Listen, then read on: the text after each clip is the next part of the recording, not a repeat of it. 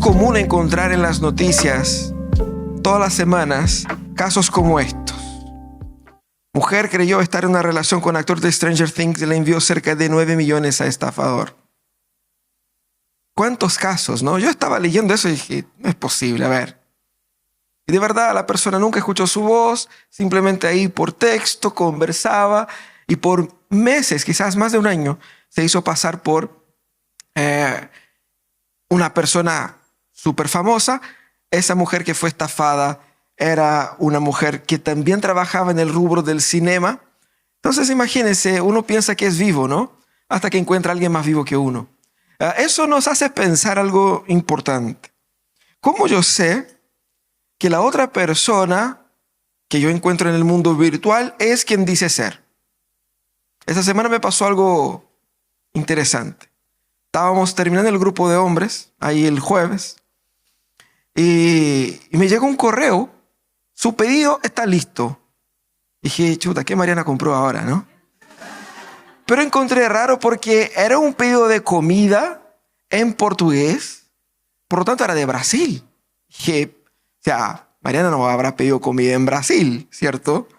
Entonces empecé a investigar y resulta que era un restaurante, primero, muy raro, un restaurante de sushi. Yo nunca, ¿cierto?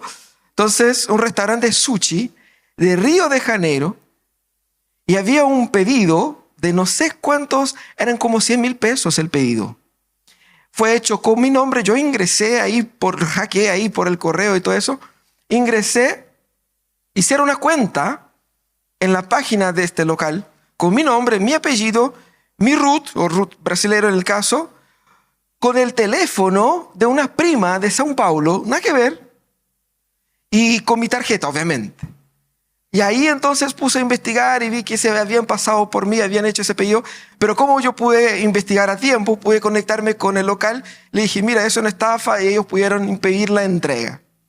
Y se me devolvió la plata y todo quedó bien. Pero el mundo virtual está lleno de cosas así. ¿Cómo sé que la otra persona al otro lado es quien dice ser? Eso parece ser un tema de la modernidad, pero es exactamente bajo esa premisa, bajo ese problema, que Mateo empieza explicando sobre la persona de Jesús. Porque si ustedes se dan cuenta, Jesús está siendo explicado para un montón de gente que no lo puede ver porque ya no está aquí. Entonces tengo que confirmar que su identidad es auténtica. ¿Cómo lo hace? Eso es lo que pasa ahí en Mateo, el capítulo 1, de los versos 1 al 17. Abre su Biblia ahí. Mateo capítulo 1, el primer capítulo de Mateo, el inicio del Nuevo Testamento. Y quizás es uno de los textos que mucha gente, cuando se encuentra con él, dice, bueno, es genealogía, así que lo salto. Pero es muy importante porque aquí lo que está haciendo Mateo es no solamente responder a una dificultad de la época, pero por sobre todo a una responsabilidad y un problema contemporáneo. Mira lo que dice el texto ahí, Mateo capítulo 1, de los versos 1 al 17. Yo voy a leer en la Nueva Versión Internacional, según la versión que aparece en los dispositivos. Si usted tiene su Biblia va a aparecer más o menos parecido, pero es la misma traducción. Así dice la palabra de Dios. Registro genealógico de Jesucristo, hijo de David, hijo y de Abraham. Dice, Abraham fue el padre de Isaac. Isaac, padre de Jacob. Jacob, padre de Judá y de sus hermanos. Judá, padre de Fares y de Sera, cuya madre fue Tamar. Fares, padre de Hezrón. Hezrón, padre de Aram. Aram, padre de Aminadab, y Aminadab, padre de Naasón. Naasón, padre de Salmón. Salmón, padre de Booz, cuya madre fue Rahab. Booz, padre de Obed, cuya madre fue Ruth. Obed, padre de Isaí. Isaí, padre del rey David. David fue padre de Salomón, cuya madre había sido la esposa de Urías. Salomón, padre de Roboam. Roboam, padre de Abías. Abías, padre de Asa. Asa, padre de Josafá.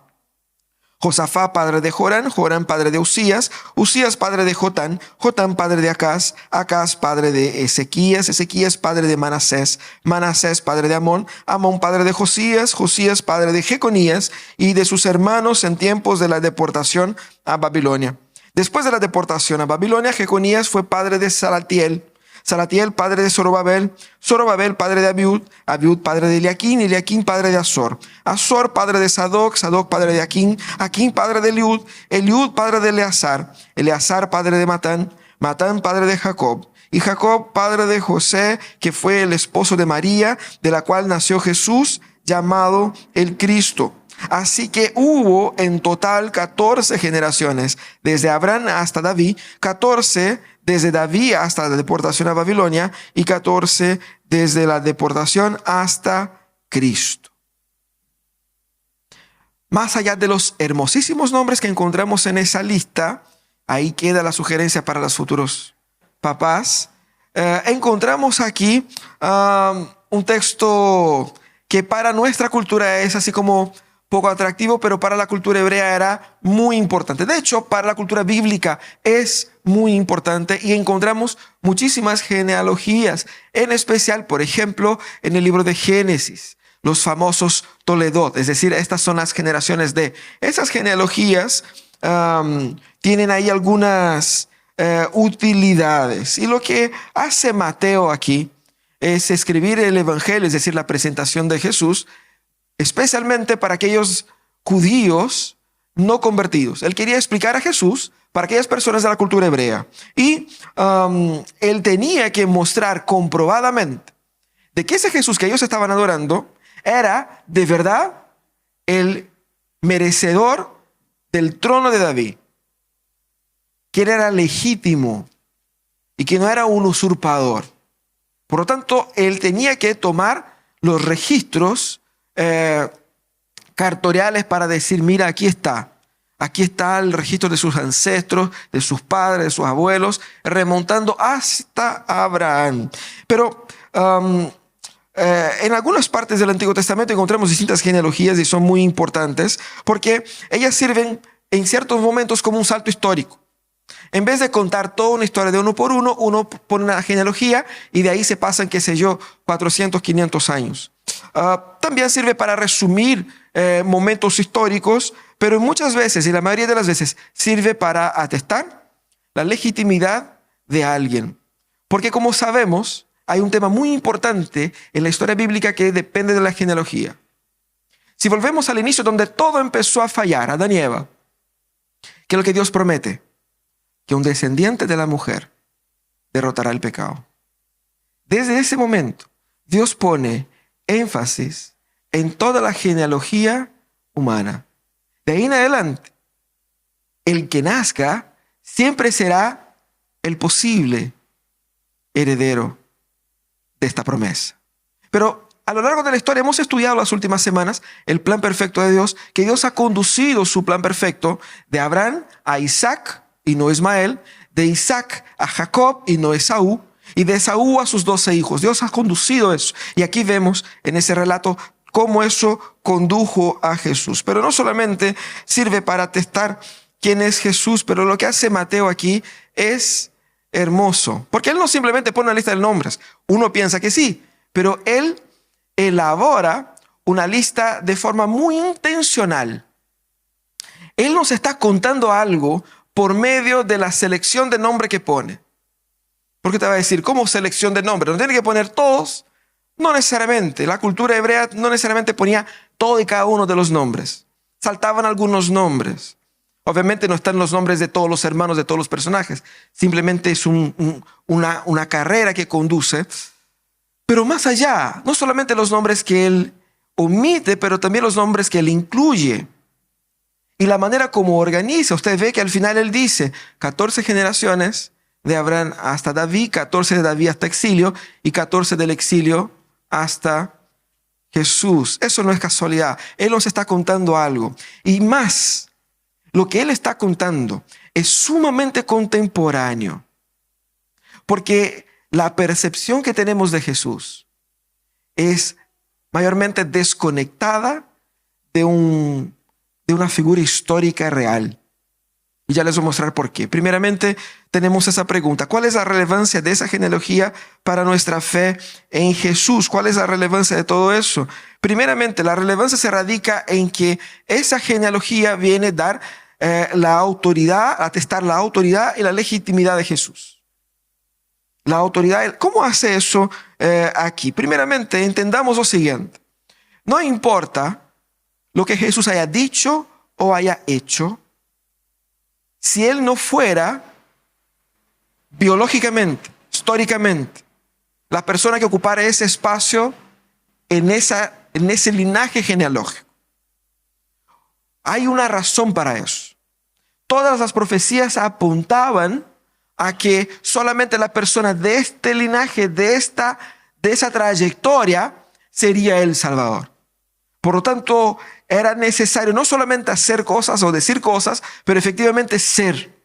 Y eso es lo que pasa aquí en ese texto. Jesucristo es presentado desde el inicio, porque Juan dice, o Mateo dice, inicio de la genealogía él no dice Jesús de Nazaret, él dice de Jesús el Cristo. Cristo es un título que es el título dado a aquel que vendría a librar la humanidad de sus pecados, el Mesías, el prometido. Entonces Mateo hace una afirmación y luego con su genealogía él viene a explicar. Y dice más, no solamente es Jesús el Cristo, él es por derecho el hijo de David, es decir, el heredero al trono real de David, el rey de los judíos, y por ende la cabeza del pacto. Y por ser cabeza del pacto es aquel por medio de quien toda la humanidad será redimida. Eso es lo que quiere decir como hijo de David e hijo de Abraham ya en el versículo 1. Pero luego Mateo organiza todos esos nombres en 14 generaciones. Él diseña de forma artística. Y si usted lee, usted va a decir, parece muy repetitivo y muy obvio, muy así como aburrido. Pero no. Él diseña de una forma interesante, porque por medio de ese diseño, él va a mostrar aspectos no solamente de quién es Jesús, pero de a qué vino Jesús. Primeramente, él organiza en 3 pares de 7, o sea, 3 conjuntos de 14 generaciones. Los judíos, ellos eran muy afines a la interpretación de los números. Los números tenían un significado importante para ellos. El número 3, como vemos en la Trinidad, representa hasta cierto punto una completud. El número 7 es el número perfecto. Aquí tenemos 2 pares de 7 en un conjunto dividido en 3 partes, mostrando toda la simbología de esta organización. Y más, hay aquí la omisión de algunos personajes, porque muestra que lo que Mateo está haciendo es que por medio de la omisión de personajes no relevantes en esto, algo que era común en las genealogías, no todas las genealogías traen todos y cada uno de los nombres, pero al construir de esa manera, él estaba comunicando que efectivamente Cristo aquí era el clímax de la historia. Cristo aquí era donde todas las genealogías terminan. De hecho es así. De hecho ya no tiene sentido ninguna otra genealogía después de Jesús. Jesús es el objetivo por detrás de todas esas genealogías, de todas esas generaciones. Porque todo apuntaba hacia Él. Él es el centro de la historia. Y cuando Mateo organiza todos esos nombres en 14, 14, 14, hasta llegar a Cristo, lo que él quiere mostrar es que Cristo es el clímax perfecto de toda la historia. Hermoso, ¿no? Pero eso habla un poco de su carácter, de su ministerio, de su autoridad. Pero es importante entender que la autoridad de Cristo se fundamenta en la historia humana y no en nuestra percepción subjetiva. ¿Qué es lo que ese listado de personas significa? Significa que Jesús no es lo que es, porque es como yo siento. Hemos crecido en una cultura así. Si tú sientes en tu corazón que Jesús es para ti tu Salvador, qué bien por ti. Y hemos dicho ampliamente, sobre todo en la Navidad, abre su corazón a Jesús, que Jesús encuentre lugar en su corazón, que sea para mí y para ti, en tu individualidad, el Salvador. Lo que Mateo va a decir es que no depende tanto de lo que sientas, de lo que quieras y de lo que pienses lo que es Jesús. Las cosas son como son.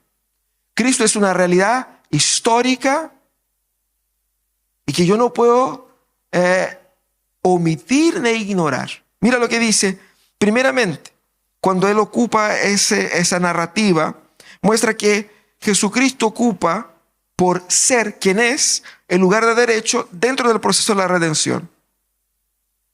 Él es la cabeza del pueblo del pacto, aquel que todo ese pueblo esperó por todos estos siglos.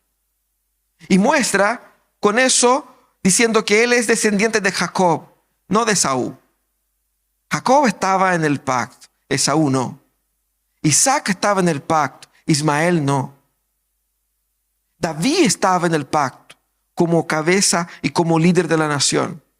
Por lo tanto, muestra legalmente cómo Jesús ocupa ese lugar como el centro del pacto de Dios con nosotros. También muestra cómo él tiene derecho al trono, derecho legal a ser reconocido como rey de Israel, porque él es legalmente heredero al trono. No es que él se dio ese título. No es él que conquistó ese título por sus predicaciones, por sus milagros, o por su buena onda, o porque la gente quiso. Es su derecho de nacimiento. Es un hecho histórico. No es algo que le fue imputado a él posteriormente. Él conquista eso por ser quien él es. Y esos dos puntos revelan que Jesús tenía la autoridad para decir y hacer lo que él hacía y decía.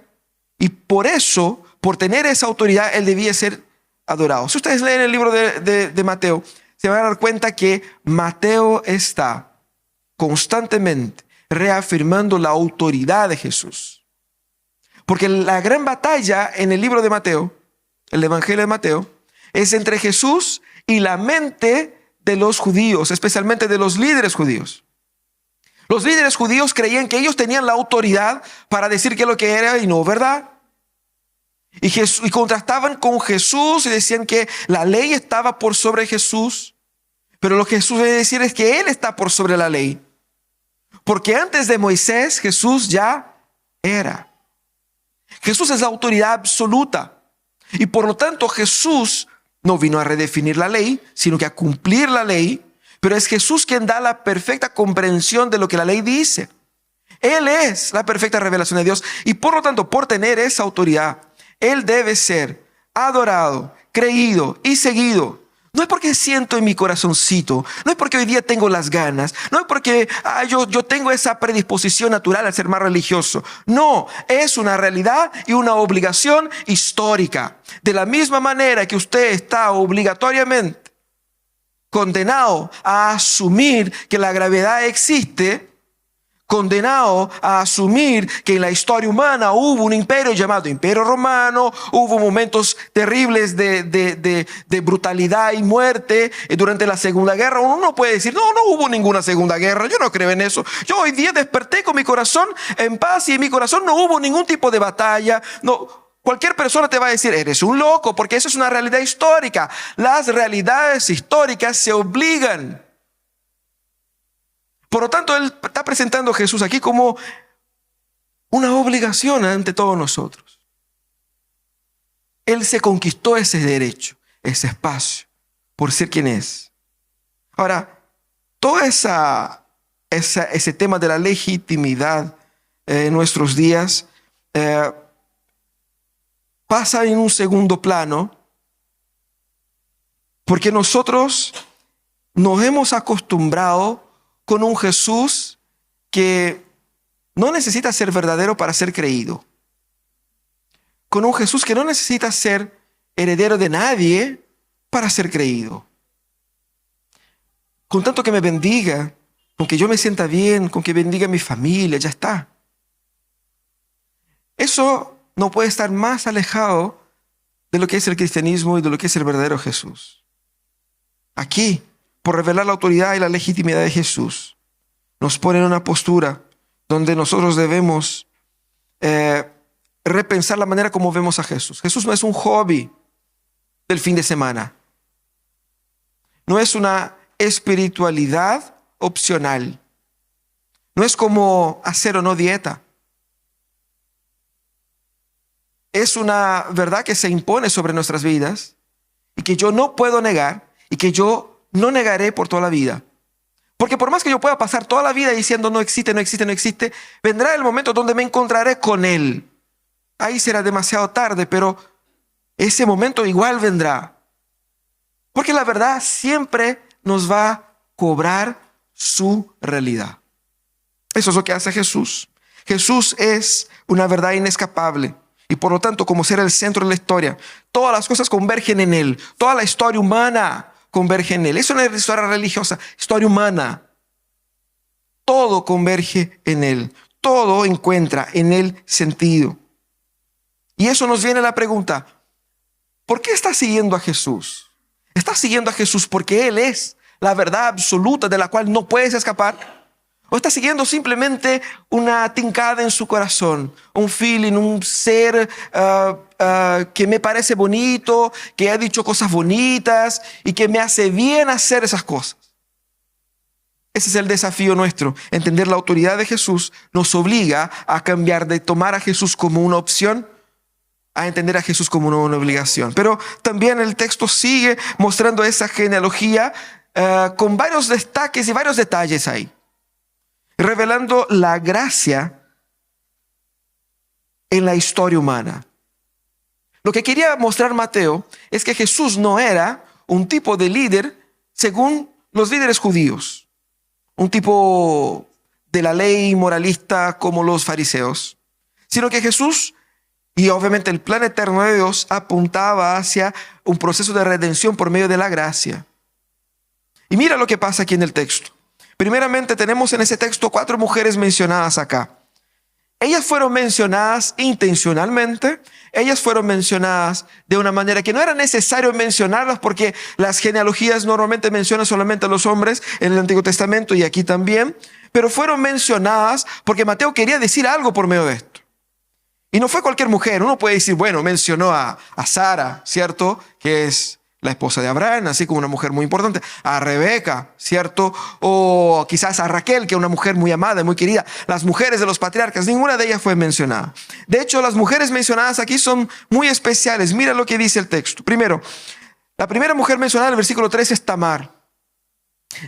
Si usted ha leído el Antiguo Testamento, cuando lee el primer capítulo de Mateo, se va a dar cuenta que van a haber muchos nombres conocidos aquí. ¿Quién era Tamar? Una historia fantástica. Esa es la historia que usted puede contar para sus hijos hoy día a la noche. Mira, Tamar era casada con el hijo de Judá, el hijo mayor de Judá. El caballero murió y por la ley, Judá era obligado a entregar el siguiente hijo para que se casara con ella. Murió el primero, él entregó el segundo para que se casara con Tamar. El segundo se casó con Tamar y también murió sin dejar hijos. Entonces, por ley, él tenía que pasar al tercer hijo para Tamar. El tercero era un poquito más chico y él dijo, esa mujer me está matando a mis hijos, así que no le va a pasar en nada. Y la dejó en stand-by.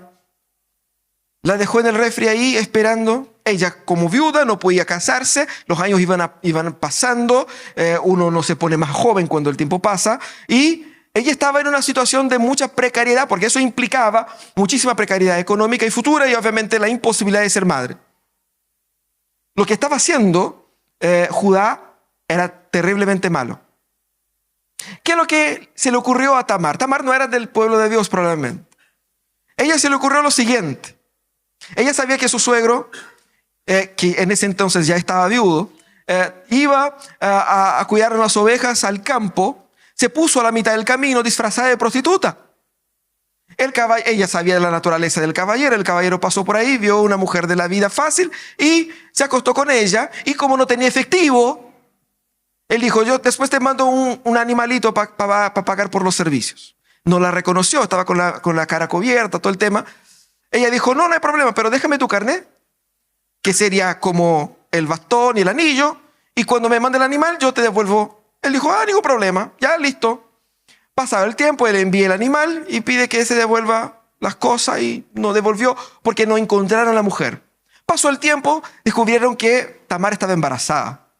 Él dijo, no es posible, tenemos que matar a esa mujer porque es una adúltera. Ella estaba viuda, no tenía hombre y ahora parece embarazada. Traigan a esa mujer, trajeron a la mujer y ella dijo, el papá de mi hijo es dueño de esas cosas acá. Ahí como que Judá dijo, dejémoslo así nomás. Ese muchacho que nació es Fares. Es ese muchacho de la familia de Jesús. Yo te voy a decir, ya pastor, eso fue un caso aislado. Pero sigue la historia. La historia sigue. Los hebreos conquistaron ahí la ciudad de Jericó. ¿Se acuerdan? Con Josué dieron 7 vueltas, pero se utilizaron de una estrategia para antever la ciudad como estaba. Y cuando fueron los espías a ver cómo era la ciudad, una mujer, igualmente una prostituta, les ayudó encubriendo su pasado por ahí y permitiendo que ellos pudieran escapar. Y con eso ellos le dijeron, por ese gesto, nosotros te vamos a salvar la vida, tuya y la de toda tu familia. Esa mujer que ayudó a la conquista de los hebreos contra su propia ciudad, fue protegida por los hebreos. Y luego, dentro de ese proceso, ella terminó casándose con nadie más, nadie menos que alguien que era parte del mismo linaje de Jesús. Y aparece aquí una mujer extranjera, también prostituta, que fue redimida y fue integrada a la familia de Jesús. La historia sigue y sigue con Ruth. Ruth es una historia más conocida, una moabita, una mujer que adoraba a otros dioses, que conoció a su marido cuando su marido se había apartado del Señor. Típico, ¿no? Con el creyente que sale de la iglesia, abandona la iglesia, está en el mundo, conoce a una persona ya, ¿cierto? Pero ese caballero tenía una mamá que era creyente, que volvió a la iglesia y que cuando vuelve a la iglesia trae a la niña también. Vuelve Ruth, no tenía ni un peso y estaba expuesta a todo tipo de violencia y maldad ahí en la ciudad de Belén. Y es entonces ahí donde el Señor cambia su historia y ella pasa a ser entonces la esposa de Booz, que no es nada más nada menos que un ascendiente directo del mismísimo rey David. Y usted va a decir, bueno, hasta ahí llegó, ¿no? Porque muchas historias así como el mismísimo David, el hombre según el corazón de Dios. ¿Usted recibió ese título de Dios? Cristian, Michael, el hombre según el corazón de Dios. Fernando, Guillermo, Luis, el hombre según el corazón de Dios. Ese hombre recibió, o sea, el tipo era bueno. Pero incluso él estaba ahí en su casa haciendo nada, de repente mira a la esposa del vecino. El vecino estaba luchando por él y él entonces tiene una relación adúltera con la esposa del vecino. Y la mujer quedó embarazada, él entonces manda a matar al vecino para quedarse con la esposa. Desde esa mujer, él tuvo muchísimas esposas, mujeres de excelencia, de moralidad y todo el tema, pero el Señor quiso traer al heredero del trono el hijo de esa mujer. No ese hijo del momento de la relación adúltera de David, pero un hijo que nació después, que fue Salomón. ¿Por qué Dios permite que esas mujeres entren aquí en ese relato? ¿Por qué Mateo cita a esas mujeres? Primeramente para mostrar que nadie llega a ser quien es delante de Dios por mérito propio. No hay mérito aquí. Los judíos se enorgullecían de su historia y lo que hace Mateo es mostrar su historia. Mira su historia.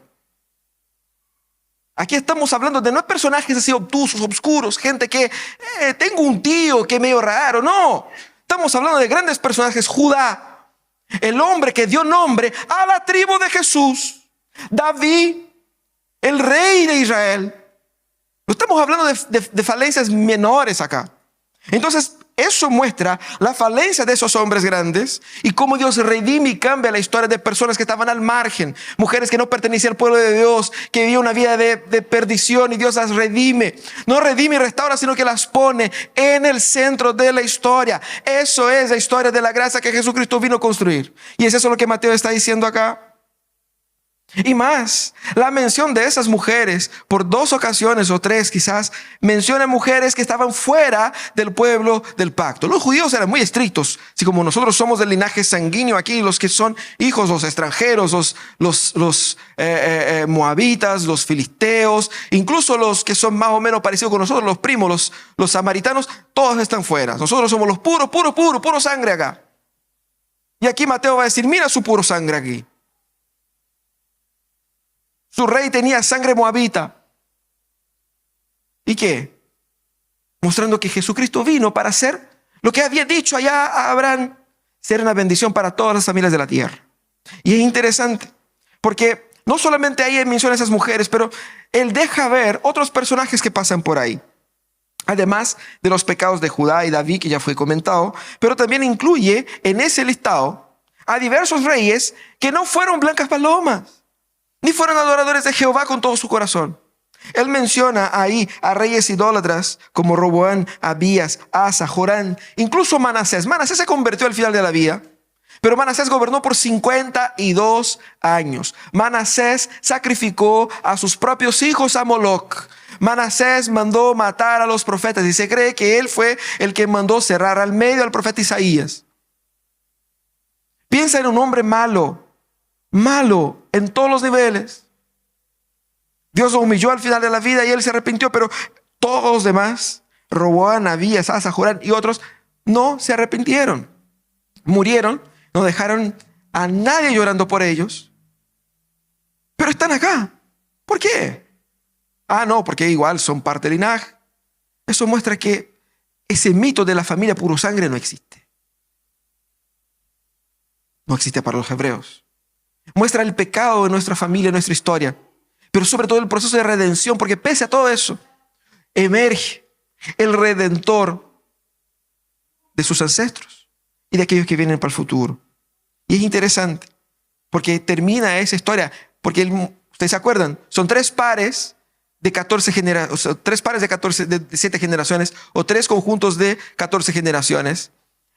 La segunda generación termina con el pueblo llegando al exilio.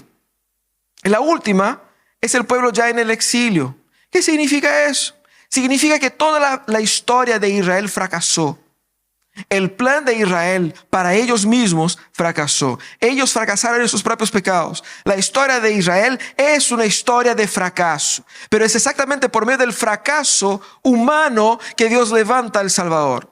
Y es ahí de donde viene Cristo. Cristo como agente de la gracia. Cristo como ese histórico constituido de gente pecadora, gente imperfecta, gente destruida. Gente que se arrepintió, gente que no se arrepintió. Desde ese histórico, Cristo es levantado como el único perfecto. Y que por medio de su perfección, nosotros somos perfeccionados. Por medio de su justicia, nosotros somos justificados. Por medio de su obra, nosotros somos perdonados. No importa cuán buena persona tú crees que sea, nunca será suficiente. Necesitas de Cristo. Y es eso lo que el texto está diciendo. La revelación de la gracia para nosotros es una bendición acá, mostrando que hay mucha gente en ese listado como nosotros. Pero el Señor cambió la historia de ellos, cambia también la nuestra. Pero muestra también que de eso se trata el Evangelio. El Señor no llama a los perfectos, sino que a los pecadores. Jesucristo dijo, yo no vine para los que son sanos, yo vine para los que son enfermos. Y de hecho, cuando un hombre fue a clamar al Señor en el templo, pues era un pecador, era un hombre que no seguía a Dios constantemente. En contraste con los judíos y fariseos, los hombres de la ley que estaban ahí. Y él se desciende de ese hombre, justificado ¿por qué? Porque ese hombre, más que el otro, se sabía pecador. Y entendía que dependía de Dios.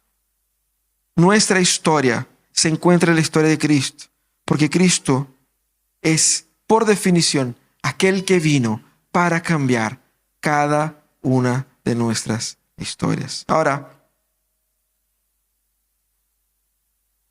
quizás como miramos aquí esos primeros versículos de Mateo, quedamos así con la impresión que Jesús es así como quien dijo ser.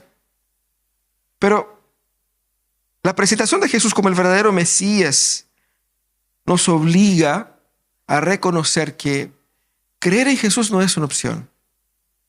Pero al mismo tiempo, la presentación de Jesús como el agente de la gracia de Dios muestra que si soy obligado a creer en Él, tengo la buena noticia de que aquel que me obliga a creer en Él es aquel que me salva. Lo que yo más necesito Es lo que está disponible hacia mí. Esa es la buena noticia. Cuando revela aquí en la obra de Jesús, en la obra futura de Jesús, ¿a qué vino Jesús? Muestra cómo nosotros debemos acercarnos hacia Él. Y esas son las dos posturas que los cristianos hoy día tienen que tener ante Jesucristo.